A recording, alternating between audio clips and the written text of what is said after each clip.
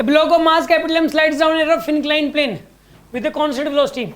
The angle made by the inclined plane with the horizontal is theta. The magnitude of the contact force will be. Net contact force क्या होता है बताइए? Friction और normal reaction का resultant होता है. अगर ये कांस्टेंट स्पीड से नीचे आ रहा है तो इसका मतलब यानी म्यू कितना होगा यहाँ पे? टेंजेंट थीटा के बराबर. म्यू किसके बराबर हो जाएगा? तभी तो कांस्टेंट स्पीड से नीचे आ रहा है. समझ में आ गई बात आपको?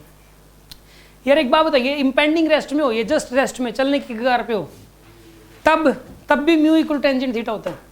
और जब ये कांस्टेंट स्पीड से नीचे आ रहा हो तब भी mu equal to tangent theta होता है. तो म्यू तो पता लग गया यहाँ पे टेंजेंट थीटा के बराबर है. आंसर थीटा की म्यू की वैल्यू टेंजेंट थीटा की टर्म्स में रख सकते हो. अब इसके ऊपर फ्रिक्शन कितना लग रहा होगा बताइए? mg sin थीटा के बराबर ही लग रहा होगा इस केस में. नहीं, ये जितना mg sin थीटा इधर है उतना ही तो फ्रिक्शन लग रहा होगा, बराबर नहीं लग रहे. ठीक है, तभी तो कांस्टेंट स्पीड है.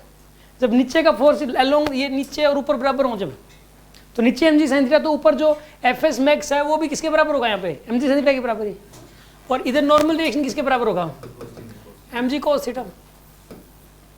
तो फिर बताइए नेट फोर्स कितना लगेगा? नेट कॉन्टैक्ट फोर्स इसका स्क्वायर प्लस इसका स्क्वायर पूरे का अंडर रूट, तो mg के बराबर ही आएगा.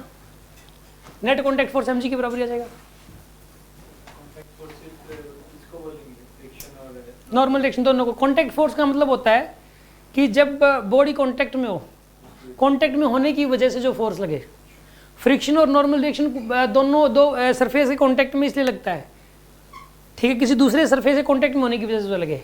तो नॉर्मल रिएक्शन और फ्रिक्शन दोनों को ही कॉन्टैक्ट फोर्स बोला जाता है. आगे बात समझ में आपको?